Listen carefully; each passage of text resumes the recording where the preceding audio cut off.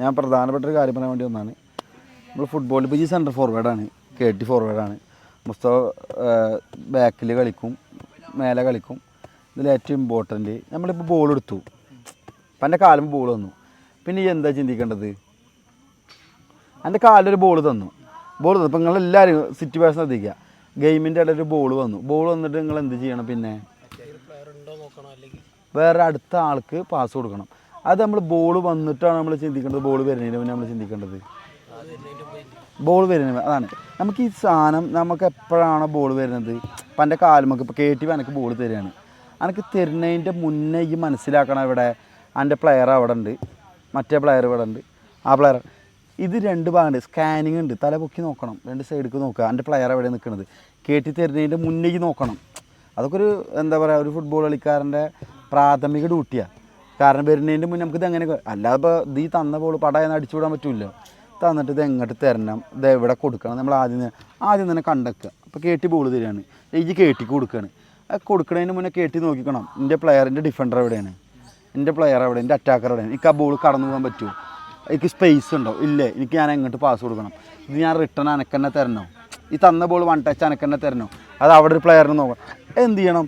ഈ വരുന്നതിൻ്റെ മുന്നേ നമ്മൾ ഓപ്ഷൻ നോക്കി വെക്കുക, അതിന് സ്കാൻ ചെയ്യണം.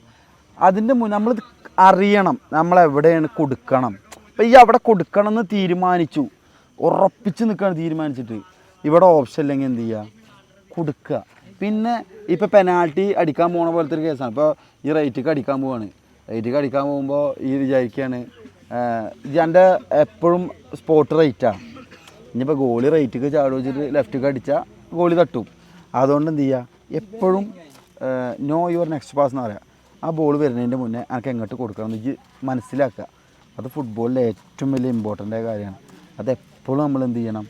കളിയിൽ നമ്മൾ അത് മനസ്സിൽ വെച്ച് കളിക്കണം. ഇപ്പോഴേ തുടങ്ങുക. ഇതൊക്കെ എന്താ നമ്മളെവിടെയൊക്കെയാണ് ഇതൊന്നും ഇപ്പോഴും അറിയാത്തത്.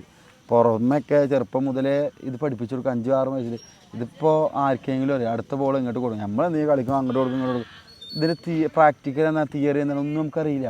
ഈ ഇതെന്ത് ചെയ്യുക? ഇപ്പം നമ്മൾ കളിക്കും, പാസ് ഇങ്ങനെ കൊടുക്കണം, പുഷ് പാസ് ഇങ്ങനെ ചെയ്യണം, റിസീവ് ചെയ്യണം, ഇതൊക്കെ നമുക്ക് അറിയാമെങ്കിലും ഇത് എങ്ങനെ ഇത് നമ്മൾ അടിപൊളിയായിട്ട് കൊടുക്കുകയും ചെയ്യും. പക്ഷെ ഇതെങ്ങനെ പുഷ് പാസ് ചെയ്യണം, എങ്ങനെ റിസീവ് ചെയ്യണം നമുക്കറിയോ?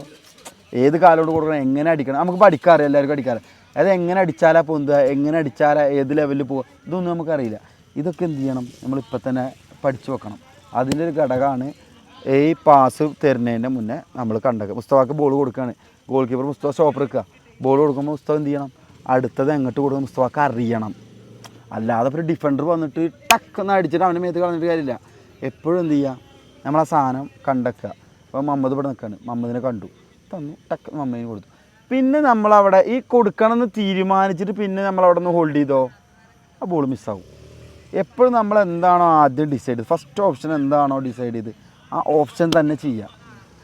ചിലപ്പോൾ സെക്കൻഡ് ഓപ്ഷൻ നമ്മൾ കടന്നു പോയി എന്ന് വരാം. പക്ഷെ എപ്പോഴും നമുക്ക് ഏറ്റവും എവിടെയാണ് നമ്മൾക്ക് സുഖമായിട്ട് ചെയ്യാൻ പറ്റുക, അപ്പോൾ നമ്മളത് മാത്രം ചെയ്യുക.